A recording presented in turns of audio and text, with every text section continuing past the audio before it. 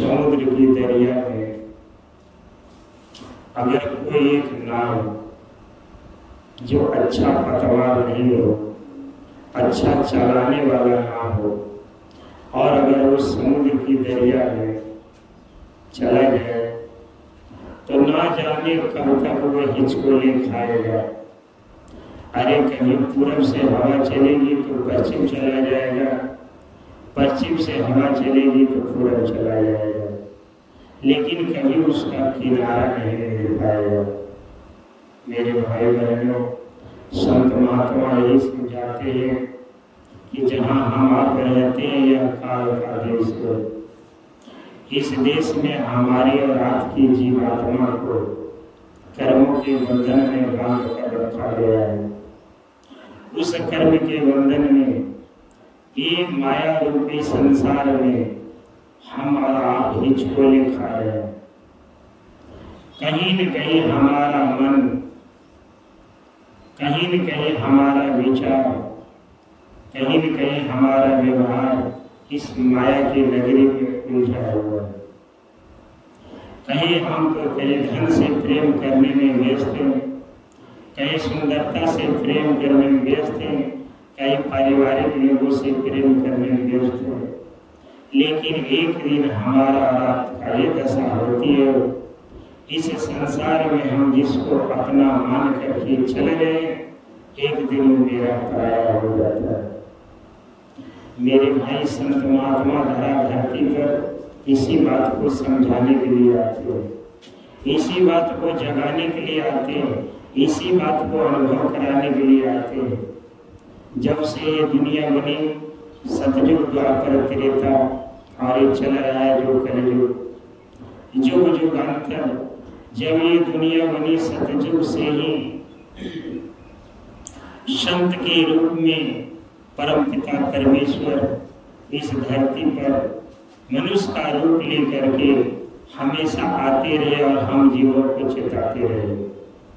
ये जब से दुनिया बनी, इस संत महात्मा का परंपरा कबीर साहब से चला है। कबीर साहब है, मीरा दादू दरिया गोस्वामी जी, उधर राधा स्वामी, धोरेलाल जी, विजय गुरुदेव जी, ऐसे ऐसे कई महात्मा आए और आकर के इस धरा धरती पर हम और आप ऐसे जीवों को समझाते हो कि देखो बच्चा, ये देश तुम्हारा देश नहीं, यह संसार तुम्हारा संसार नहीं, यहाँ के जितने भी रिश्तेदारी नातेदारी हैं, जब तक तेरा ये शरीर है तब तक ही, लेकिन तुम्हारे शरीर खत्म होने के साथ साथ यहाँ की सारे रिश्तेदारी और नातेदारी खत्म हो जाएगी। लेकिन तुम्हारा शरीर का जो चला रहा है, जिसके बदौलत तेरा शरीर चलायमान है, उसको सूरत कहते हैं, उसको जीवात्मा कहते हैं। गुरु महाराज समझाते हैं कि बच्चा, तुम्हारा ये जो शरीर है 5 तत्व का पुतला है। क्षितिजल पावत गगन सवेरा, 5 तत्व से बना शरीर है। 5 तत्व मिलाकर के तुम्हारा शरीर बनाया गया है और इस शरीर के अंदर तेरी जीवात्मा को बैठा दी गई है। जब तुम्हारे शरीर के अंदर जीवात्मा को बैठा दिया गया और इस जीवात्मा के साथ मन को लगा दिया गया, अब हमारा और आपका जीवात्मा मन का अधीन हो गया, क्योंकि ये देश मेरा था ही नहीं, यह देश तो काल का था। अकाल भगवान ने ही झंझरी द्वीप से मन को उतार करके हमारे आपके जीवात्मा के साथ लगा दी। अब हमारी आपकी जीवात्मा ये 5 तत्व के पिंजरे में कैद हो गई। अब ये जीवात्मा मन के अधीन है, जिधर मन घुमाती है उधर मेरा जीवात्मा घूमता है। संत महात्मा कहते हैं कि बच्चा, जब तक तुम मन के अधीन रहोगे, तुमको अपनी सच्चाई का ज्ञात नहीं होगा। जैसे अगर कोई अपना चेहरा देखना चाहे, उसको कुछ न कुछ का सहारा लेना पड़ेगा, और कुछ कैसा जो पारदर्शिता हो, जैसे शीशा हो। जैसे हम अपना चेहरा देखना चाहें तो सामने एक दर्पण का सहारा लेना होगा, जिसमें हमारा चेहरा साफ साफ दिखाई दे सकता है। परम संत बाबा जय गुरुदेव महाराज जी कहते हैं कि बच्चा, तुम्हारे जीवन में भी तुम अपने को पहचानने के लिए एक दर्पण की जरूरत पड़ेगी। जैसे 5 तत्व का शरीर है, इस शरीर का जो सुंदरता है, इस शरीर का जो बनावट है, ये शरीर में जो नक्शा काटी है, हम अपनी सूरत शकल को देखने के लिए एक दर्पण की जरूरत पड़ेगी। जब हम दर्पण के सामने खड़ा होंगे तो हमारा चेहरा साफ दिखाई देगा। मेरे गुरु महाराज कहते हैं कि बच्चा, ये तो 5 तत्व का शरीर है, ये एक दिन 5 तत्व में मिल जाएगा, लेकिन तुम्हारी जीवात्मा जो है उसका अगर मुखड़ा देखना चाहता है, उस जीवात्मा का शकल देखना चाहते हो, उस जीवात्मा का असली रूप देखना चाहते हो, तो तुमको गुरु रूपी दर्पण की जरूरत पड़ेगी। अब गुरु रूपी दर्पण है क्या, तो समझ लीजिए। गोयंदियारा जाने अरु कहिए प्रकाश। गु का मतलब अंधकार, अरु का मतलब प्रकाश। जो अंधकार से प्रकाश की ओर ले जाए, हकीकत में गुरु वही। अब अंधकार क्या है, जैसे इसको और थोड़ा सा समझ लीजिए। अब मान लीजिए कोई बच्चा 2, 4, 4 साल 5 साल का है, अगर वो किताबी ज्ञान चाहता है, अगर किताबी ज्ञान चाहता है तो उसको ककारा पढ़ना होगा, 1, 2, 3, 4 को पहचानना होगा। अब उसको तो पता नहीं कि ये कैसे होता है, क कैसे होता है, ख कैसे होता है, तो उसके जीवन में गुरु की जरूरत पड़ेगी।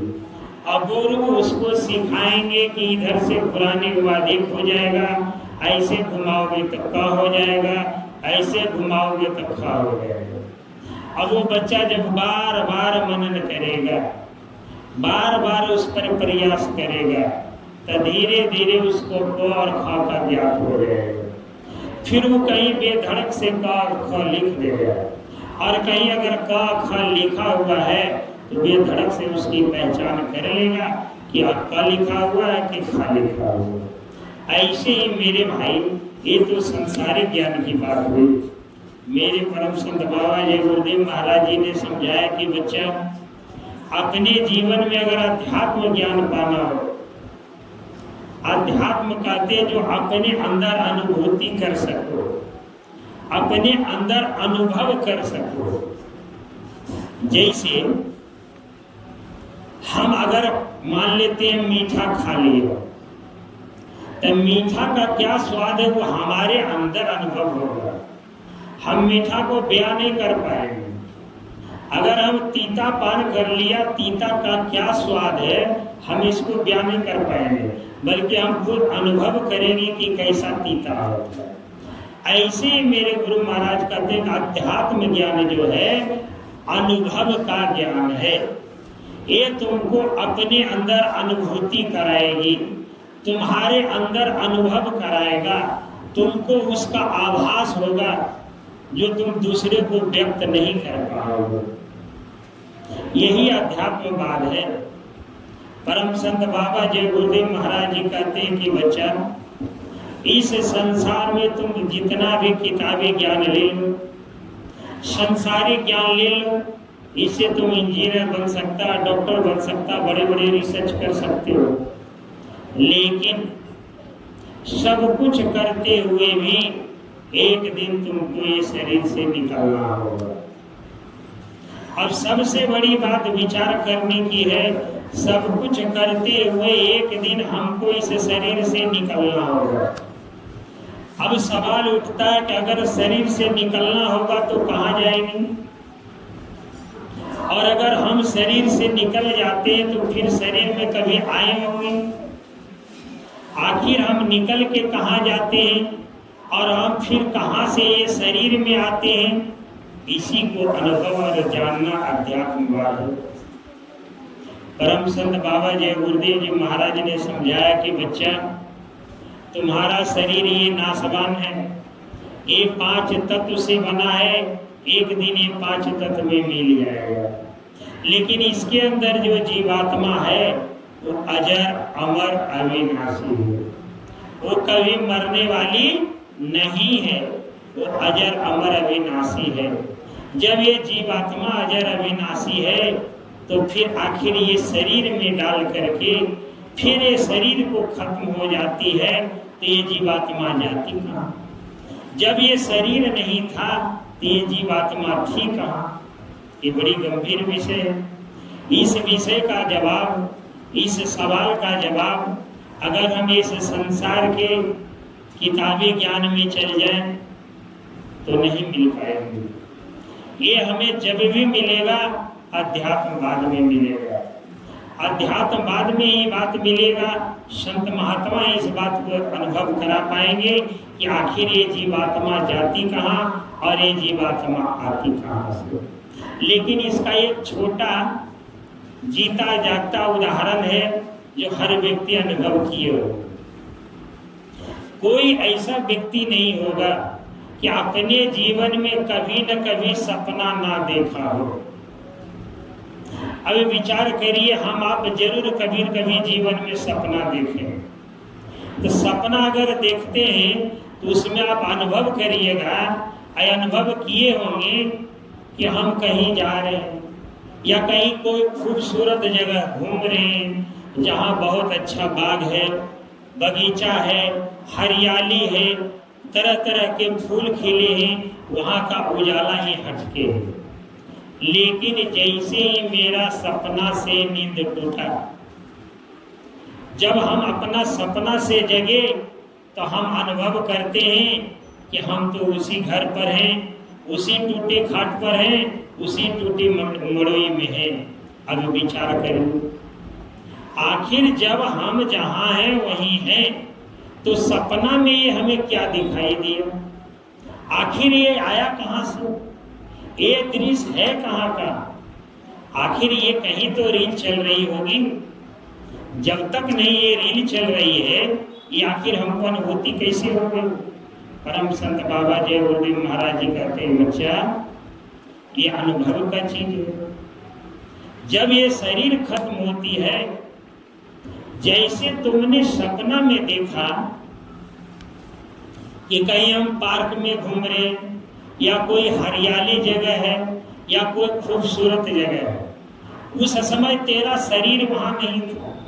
तेरा शरीर तो तेरे घर में ही था, लेकिन तेरी जीवात्मा वहां विचरण कर रही थी। और तेरी जीवात्मा आत्मा विचरण करके वहां के सब चौक चौराहे पर जो चौकन्ना था, जो खूबसूरती था, जो वहां का नजारा था, वो तुमको दिखा रही थी।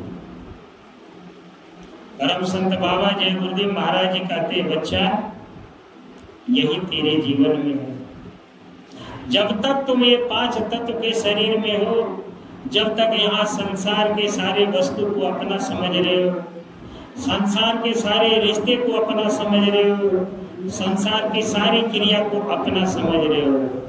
लेकिन जैसे ये शरीर तुम्हारा शिथिल होता है, जब ये शरीर क्रियामान नहीं हो पाता है, उस समय तेरी जीवात्मा तुम्हारे शरीर के द्वारा किए हुए कर्म के अनुसार तेरी जीवात्मा वैसी जोनी में चली जाती है, वैसा उसको तन मिल जाता है, वैसा उसको स्थान मिल जाता है और तेरी जीवात्मा वहां चली जाती है। फिर तुमको यहाँ का कुछ बात नहीं। और जब तक यहाँ शरीर में हो, जब तक ये शरीर से जो परे का दृश्य है वो तुमको बात नहीं। यही फर्क है, यही फर्क है कि हम आप इसमें उलझ जाते हैं। हम आप समझते हैं कि इस शरीर की आंख से जो दिखाई दे रहा वही सच्चाई है, लेकिन मेरे भाई हकीकत तो ये है, ये सच्चाई है ही नहीं। और जो सच्चाई है वो सच्चाई हमको आपको दिख ही नहीं सकता। वो सच्चाई कब दिखेगा? जब हमको वैसे गुरु मिलेंगे जो अंधकार से प्रकाश की ओर ले जाएंगे। अब अंधकार से प्रकाश क्या है? अब जैसे हम इस आंख से देख रहे हैं जो वस्तु समान को, ये हमारे शरीर में आंख है, और इस आंख से हम सब वस्तु समान को दुनिया के चौक चौराहे को देख रहे हैं। लेकिन मेरे गुरु महाराज ने बताया, बच्चा तुम्हारे शरीर में जो जीवात्मा है, जिसको रूह कहती है, जिसको सूरत कहते हैं, जिसको प्राण कहते हैं, उसमें भी एक आंख है, और वो उसमें भी एक कान है, उसमें भी एक नाक है।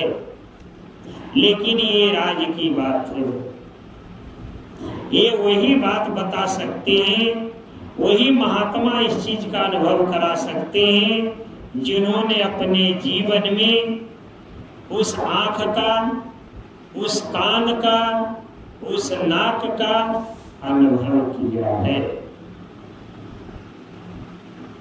मेरे गुरु महाराज कहते हैं कि बच्चा, इस आंख से जो तुम संसार को देख रहा है, ये संसार एक दिन खत्म हो जाएगा, लेकिन तेरी जीवात्मा के अंदर जो आंख है, अगर उस आंख से वो संसार को देख लिया जाए तो कभी खत्म नहीं होगा। वो संसार कहाँ है? या काल देश से परे हो। वो काल देश में वो संसार नहीं है, वो अंड खंड ब्रह्मांड रचा हुआ है। वो आकाश मंडल में ऐसी ऐसी लोकें बनी हुई है, ऐसे ऐसे लोक परलोक बने हुए हैं जिसको हम और आप इस शरीर के आंख से अनुभव नहीं कर पाए। उसको अनुभव करने के लिए अपने जीवन में गुरु की जरूरत पड़ेगी। अब गुरु जब हमारे आपके जीवन में आएंगे और जब हमारे जीवात्मा का आंख और कान खोलेंगे, तभी हम उस बात को अनुभव कर पाएंगे। इसलिए हमारे आपके जीवन में गुरु की बहुत जरूरत है। गुरु के बगैर हम अंधा है। कैसे अंधा है? कबीर साहब कहते हैं कि कहे कबीर यह जग अंधा। कबीर साहब कह रहे हैं कि कहे कबीर यह जग अंधा, जैसे अंधी गाय, अब बछड़ा था जो मर गया और झूठे चाम चबा। कबीर साहब समझाते कि जैसे संसार में एक अगर गाय है, वो अगर गाय आंधर है, अगर उसका बच्चा मर गया तो लोग क्या करते हैं, उसके बच्चे के चमड़े के खोल में भूसा बाढ़ भर करके और गाय के करीब रख देते हैं। गाय को तो दिखाई देता नहीं है, तो गाय उस चमड़े को जबान से चाटती है, उसको लगता है कि मेरा बच्चा यही है। यही हाल हमारा और आपका। हम इस आंख से, इस पांच तत्व के शरीर में जो आंख है, इस आंख से इस संसार को देख करके यहाँ की सारी वस्तुओं को अपना मान लेते हैं, यहाँ के सारे सुख सुविधा को अपना मान लेते हैं, यहाँ के सारे साजे सामान को अपना मान लेते हैं।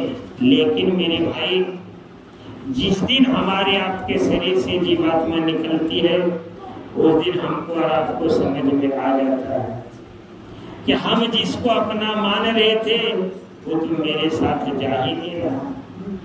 हम जिसको अपना बना बैठा वो तो मेरा साथ दे ही नहीं रहा।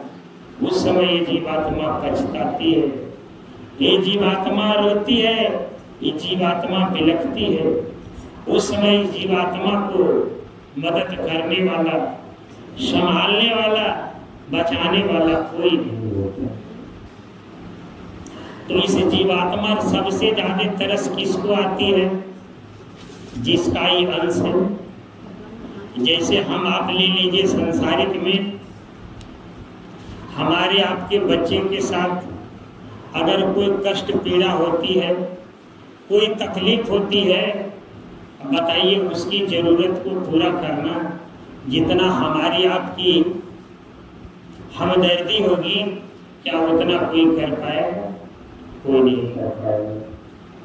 इसलिए हमारे आपके बच्चे को अगर कोई तकलीफ है, कोई चीज की कमी है, चाहे वो कितना अच्छा है खराब हो, लेकिन उसके दर्द को देख करके उसका पिता को महसूस हो सकता है और को नहीं हो पाएगा। तो ऐसे ही मेरे गुरु महाराज कहते हैं कि बच्चा, जब तुम्हारे शरीर से जीवात्मा निकाल दी जाती हो, शरीर में रहते हुए तुमने यहाँ के वस्तुओं से, यहाँ के लोगों से, यहाँ के रिश्तेदारी से, यहाँ के धन दौलत से बहुत प्रेम किया, लेकिन जब तेरे शरीर से जीवात्मा निकाल दी जाती है, उसमें तुमको साफ दिखाई देता है कि जिस वस्तु को हमने अपना समझा वो मेरे काम आने वाला नहीं, जिस परिवार को हमने अपना समझा वह मेरे साथ जाने वाला नहीं, जिस संपत्ति को हमने अपना बांध के रखा ये भी मेरे साथ जाने वाला नहीं है। उस समय जीवात्मा अपने कर्मों के बंधन में पड़कर रोती हो, तड़पती है, चीखती है, चिल्लाती है। उस दर्द को देख करके, उस पीड़ा को देख करके उस मालिक को दर्द होता है। जैसे हमारा आपका बच्चा का अगर कोई तकलीफ होगा तो निश्चित है उसके दर्द से आप भी दुखी होंगे। ऐसे जब जीवात्मा के साथ ऐसी ऐसी यातनाएं दी जाती है, ऐसे ऐसे कर्मों में बांध करके ये जीवात्मा को जब सजा भुगता जाता है, उस समय इस जीवात्मा के मालिक अर्थात सत्पुरुष परमपिता परमेश्वर उनको ममता आ जाती है, उनको दर्द होता है, उनको तकलीफ होती है।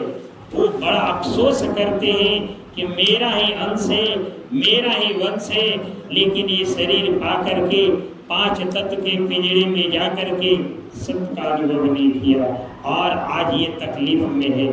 उस दर्द को देख करके, उस पीड़ा को देख करके परमपिता परमेश्वर हमारे आप पर दया कर देते। अब दया करते तो क्या होता है मेरे भाई, जब हमारा आपका जीवात्मा कर्मों के बंधन में 84 लाख योनियों में भटकती है, जैसे मान लीजिए अगर कोई एक पशु है, उस पशु के अंदर जो जीवात्मा है वही जीवात्मा हमारे और आपके अंदर भी है।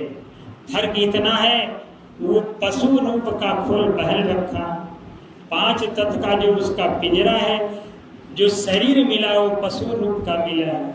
अब उस शरीर में वो जीवात्मा बंद है। अब बोलिए अगर उस जीवात्मा को भूख लग गई हो, प्यास लग गया हो, अरे भाई खुद में बांधल है, अगर वो बोलेगा तो हम आप समझेंगे। अगर उसको धूप लग रही है क्या करेगा, वो तो खुद में बंधल है, बेचारा पछता है।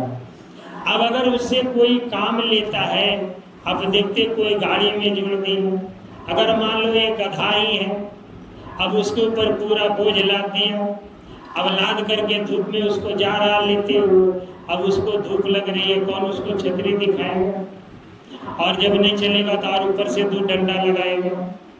अब वो जीवात्मा कहती है, वो जीवात्मा तड़पती है, वो जीवात्मा रोती है, वो जीवात्मा को अनुभव होता है कि हमने मनुष्य तन पाया लेकिन अपना कर्म नहीं पाया।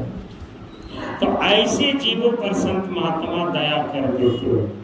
अब दया क्या करते हैं कि उस जीवात्मा को, उस महल उस जीवात्मा पर मेहर करके उसको मनुष्य तन दे देते हैं। जब मनुष्य तन आ जाता है हमारे आपके ऐसा, जब मनुष्य तन मिल जाता है तो माँ के गर्भ से आता है।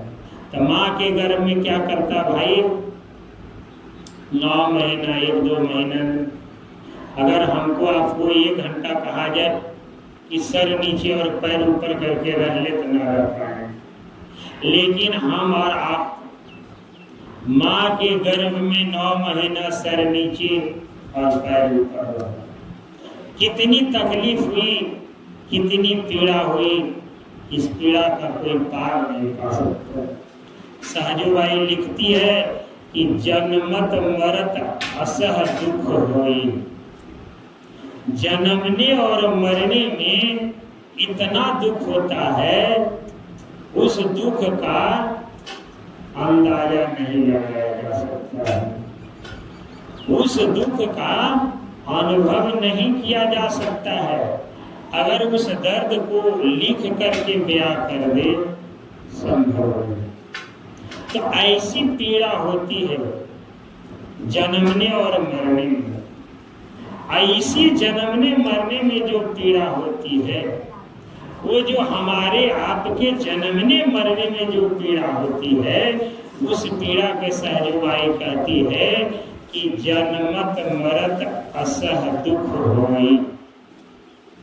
जैसे एक उदाहरण दी है कि अगर एक बिच्छा किसी को काट ले तो कितना दुख होगा, टीस मारेगा, अरे शरीर को बेचैन कर देगा, बाप मैं करके हंगामा कर देगा। असहजबाई कहती है कि अगर एक साथ 10,000 बिच्छा डंक मार दे, कल्पना करो क्या पीड़ा होगी। तो ऐसी पीड़ा होती है इस जीवात्मा को जन्मने और मरने में। तो परम संत बाबा जय गुरुदेव जी महाराज हम और आप ऐसे जीवों पर दया कर दिए। दया किया कि हमारा और आपका जो पुण्य था, हमारा आपका जो बार बार जन्मना मरना हुआ, हम और आप जो ये संसार में न जाने कितने बार जन्मे और मरे, ये सारे पुण्य को जोड़ करके गोस्वामी जी लिखते हैं रामायण में, पुण्य पुंज बिन मिले न संता। पुण्य रूपी पूंजी जब तक नहीं हमारा आपका जमा होगा, हमारा और आपका जीवन में कभी संत महात्मा से, सतगुरु से दर्शन दीदार नहीं होगा। इसलिए अगर हमको आपको इस मलिन कलयुग में अगर संत महात्मा का 2 वचन सुनने का मौका मिल रहा है, उनके बताए संदेशे सुनने का मौका मिल रहा है, तो हम और आप अपने जीवन को सराहिए। इस मलिन कलयुग में भी हम मनुष्यों का इतना पुण्य अर्जित था जो ये तन मिला कलयुग में, और संत महात्मा का दर्शन दीदार और उनका संदेशा प्रवचन और वाणी सुनने का अवसर मिल रहा है। अब जब हमारा आपका पुण्य रूपी पूंजी जोड़ हुआ, तब हमको आपको जीवन में संत महात्मा का दर्शन होता है। और जब संत महात्मा का दर्शन होता है तो वही दर्शन के प्रभाव से हमारा और आपका जीवात्मा का भाग जगता है। ऐसे नहीं देखते हैं, कोई बोलचाल की भाषा में कहता, अगर कोई व्यक्ति बड़ी कष्ट में हो, बड़ी तकलीफ में हो, बड़ी गरीबी में हो, बड़ी दयनीय स्थिति हो, अगर किसी के द्वारा समय परिवर्तन हो जाए, उसके जीवन में अगर खुशहाली आ जाए, उसके जीवन में अगर तरक्की आ जाए, उसके जीवन में अगर सुख और शांति मिल जाए, तो पूरे चर्चा का विषय रहता है कि देखो उसका भाग का उदय हो गया, उसका समय ठीक था, उसका समय बदल गया, उसका पुण्य अर्जित था जो आज उपयोग हो गया। ऐसे ही परम संत बाबा जय गुरुदेव महाराज जी कहते हैं कि बच्चा, तुमको ये मनुष्य तन मिला है, बड़े भाग से मिला है। इतना आसान ये मनुष्य तन नहीं है। अगर तुमको ये मनुष्य तन मिल गया है, अपने को सराहो, अपने को सराहो, अपने को धन्य मानो कि तुमको ये मनुष्य तन मिल गया, वरना ये मनुष्य तन बिना मिलना बड़ा दुर्लभ है। और जब मनुष्य तन मिल गया, तब हमारा आपका रास्ता जो खुल गया। किसका रास्ता खुला हुआ है? कल्याण का रास्ता खुला। जब तक हमारा आपका मनुष्य तन नहीं मिला, हम आप अज्ञानता में डूबे रहे। अब जैसे मान लीजिए कोई जीव पशु योनि में है, अरे भाई उनको कौन सत्संग की बात सुना दो, क्या बेचारा वो समझ पाएगा? कौन महात्मा का उपदेश वो सुनने के लिए आएगा? क्या वो नियम कर पाएगा? उसके पास तो 5वां तत्व का ज्ञान नहीं है, उसको तो अपना पराया का अनुभव नहीं है, उसको तो माता पिता का भी ज्ञान नहीं। अब देखिए पशु में अपना पराया का कोई पहचान नहीं, लेकिन मनुष्य एक ऐसी जाति है जिसमें अपना पराया का पहचान है, छोटा बड़ा का पहचान है, रिश्तेदारी का पहचान है, माता पिता का पहचान है, भाई बहन का पहचान है। तो ऐसे इस तन में जब ये जीवात्मा आती है तभी उसका भाग का उदय होता है, और जब भाग का उदय होगा तभी वो जीवात्मा का कल्याण का मार्ग खुलेगा। अब देखिए गोस्वामी जी भी लिखते रामायण में कि बड़े बाग मानुष तन पावा, असुर सुर दुर्लभ सद ग्रंथ गावा। हमारे ग्रंथों में भी इस बात की चर्चा है कि मनुष्य तन बड़ा दुर्लभ है, और इतना दुर्लभ है ये मनुष्य तन को पाने के लिए देवता भी ललायित हैं। अब सोचिए ये मनुष्य तन कैसा हीरा है जिसके लिए देवता भी ललायित हैं, लेकिन अगर हम आप मनुष्य तन पा लिए इसकी कीमत ही नहीं जान रहे। क्या कारण है? हमारे में अज्ञानता है।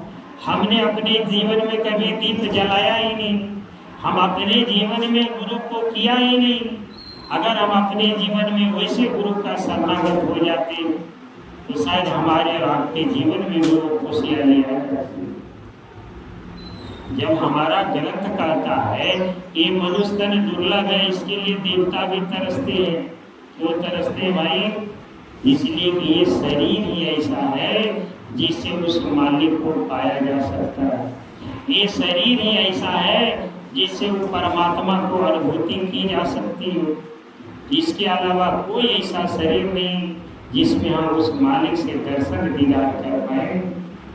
आप पहले सुनिए देखते कि हम जो देखते हैं स्वप्न में, और वो स्वप्न इतना हसीन होता है, लेकिन जब मेरी आंख खुलती है हम संसार के क्रियाकलाप में फंस गए। तो वो जो हमारे अंदर अनुभूति होती है, वो जो हमारे अंदर शक्ति है, वो शक्ति अनुभूति की, वो ज्ञान की एक 5 तत्व की शरीर मनुष्य में। मनुष्य के अलावे और कोई ऐसा तन नहीं है जिसमें हम अपने जीवात्मा का विचरण का, हम अपने जीवात्मा के हाल का, हम अपने जीवात्मा की दशा का अनुभूति कर पाएंगे। इसीलिए गोस्वामी जी रामायण में लिखे कि मनुष्य ऐसा कोई तन नहीं है, इस तरह के देवी देवता भी तरसते हैं। लेकिन अगर हमको आपको तन मिल गया तो बड़ी सौभाग्य की बात है, लेकिन इस तन का उपयोग भी तो करना जान ले। अगर हम आप इस तन का उपयोग नहीं किया तो हमारा आपका जीवन व्यर्थ चला जाएगा। और जब ये तन मिलेगा तभी हम सत्संग का आनंद ले पाएंगे। अगर ये शरीर ही नहीं रहेगा तो आप बोलिए मनुष्य के अलावा कितने ऐसे जीव जंतु हैं बेचारा को पता ही नहीं कि क्या सत्संग है। तो गोस्वामी जी अगली कड़ी फिर लिखते हैं कि बड़े भाग पाए सत्संगा, अभिनय प्रयास भव भंगा। गोस्वामी जी रामायण में लिखे हुए, गोस्वामी जी जिन्होंने रामायण लिखा और रामचरितमानस, और वो रामायण में चौपाई लिख दिए कि बड़े भाग पाई सत्संगा, अभिनय प्रयास हो ही भव भंगा।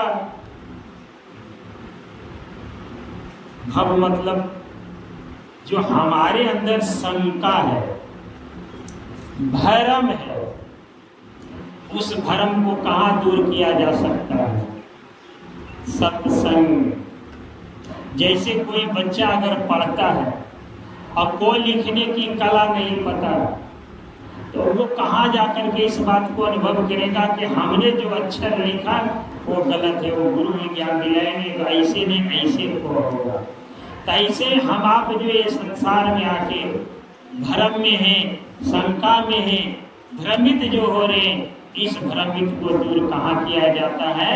सत्संग में। अब बिना प्रयास के कोई मेहनत नहीं करनी है, सिर्फ संत महात्मा का वचनों पर अमल करिए और उसके बाद आपके अंदर में जो भरम है वो दूर हो जाए।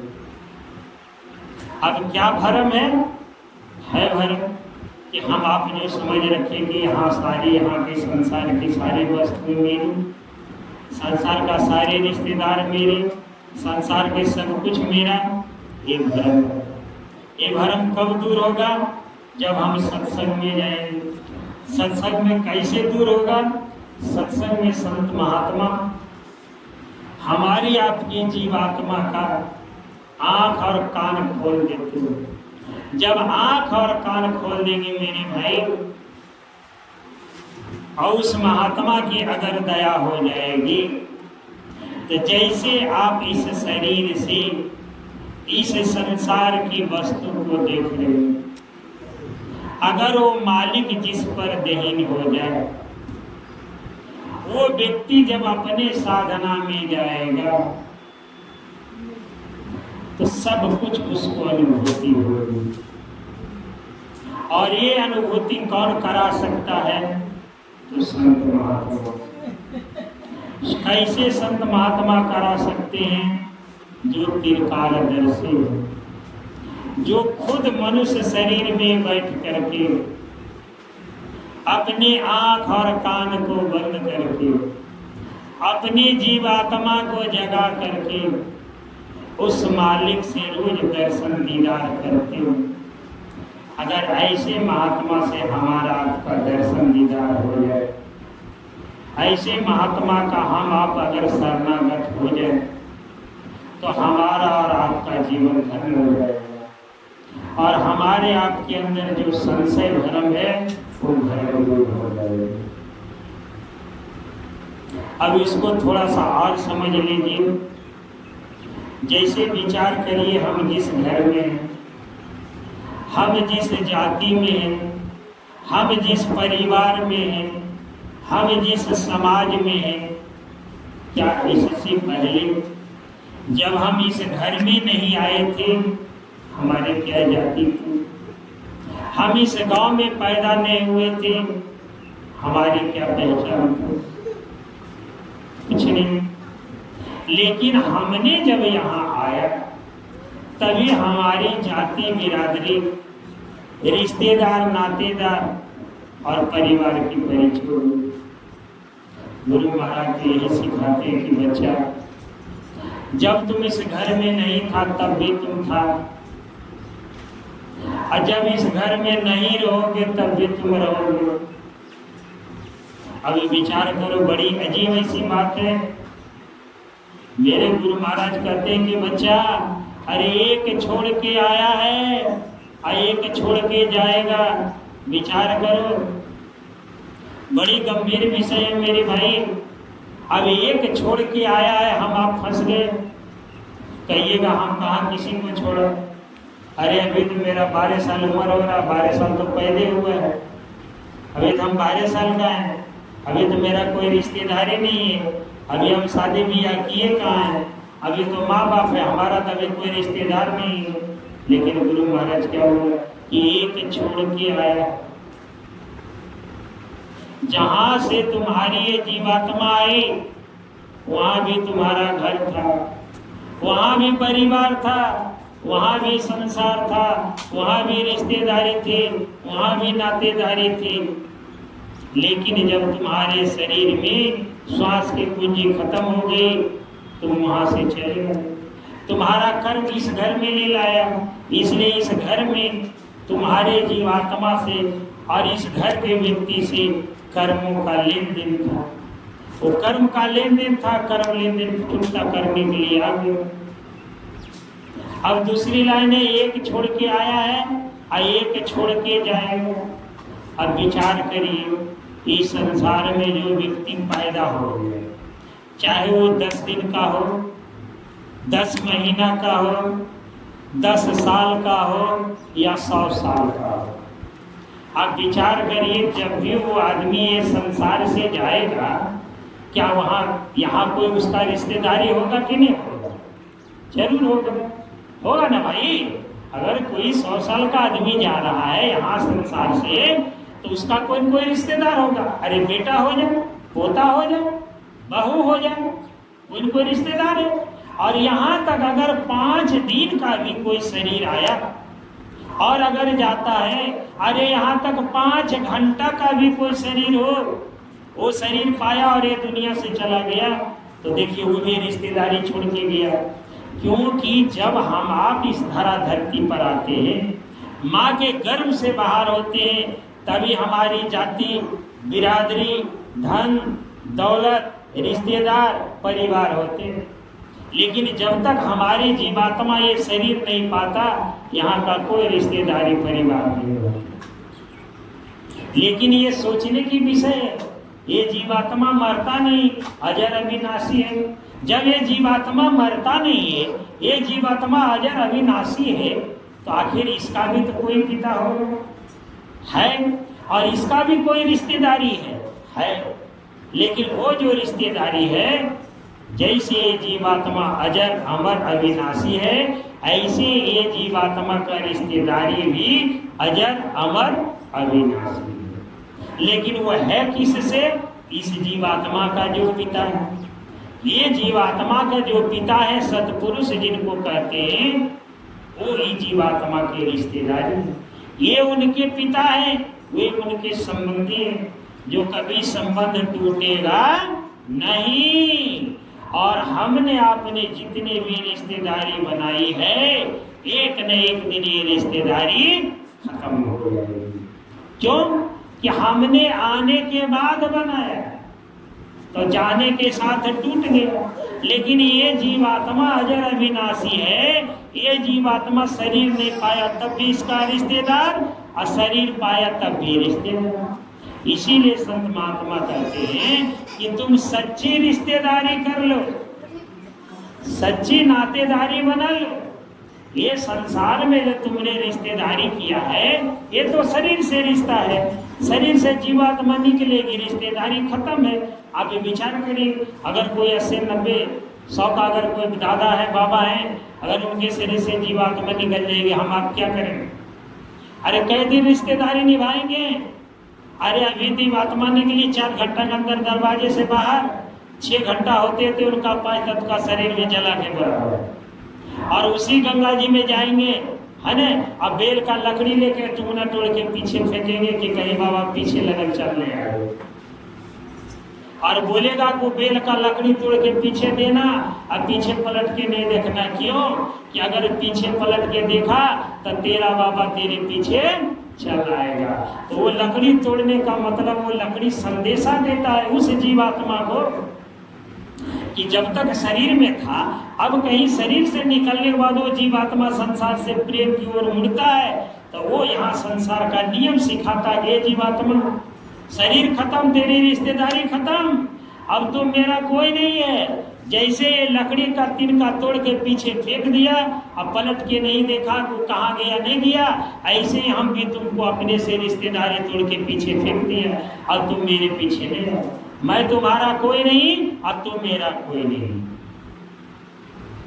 ये जीवात्मा अजर अविनाशी है। इस जीवात्मा का जो अपना प्यारा है, इस जीवात्मा का जो अपना रिश्तेदार है, इस जीवात्मा का जो अपनत्व है, वो सतपुरुष से है, वो परमपिता परमेश्वर से है। और संत महात्मा यही तो कहते हैं कि तुम इस संसार का जितना झूठे रिश्तेदारी निभा रहा है, अगर एक सच्चा रिश्तेदारी निभा ले, तेरा काम हो जाएगा, तेरा काम हो जाएगा। जैसे अगर ये शरीर से हमने रिश्तेदारी निभाया, शरीर खत्म हुई, हमारा आपका लेन देन खत्म। लेकिन अगर ये जीवात्मा से रिश्तेदारी निभाता मेरे भाई, तो विचार करिए, जब ये शरीर खत्म होता है, जीवात्मा शरीर से निकल करके अपने वास्तविक रूप को आती है। वास्तविक रूप है क्या? कि वो जीवात्मा को सब कुछ दिखाई देने लगता है कि हम हकीकत में कहाँ थे, हमारा अपना कौन है। उस समय जीवात्मा रोती चीखती चिल्लाती है कि हाय हमको मनुष्य तन मिल गया, लेकिन हम इस तन का उपयोग नहीं कर पाए। हमको मनुष्य तन मिला, लेकिन हम इसका उपयोग नहीं कर पाए। उस समय जीवात्मा पछताती है। इसीलिए कहते हैं गोस्वामी जी कि बड़े भाग पाई सत्संगा, अब बिना प्रयास होई भंगा। इसलिए सत्संग में अगर हम आप जाते हैं, संत महात्मा के वचनों को मानते हैं, तो हमारा आपका जो शंका है, भरम है, संशय है, वो दूर हो जाएगा।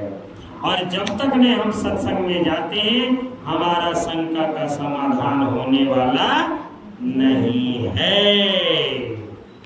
जय गुरुदेव।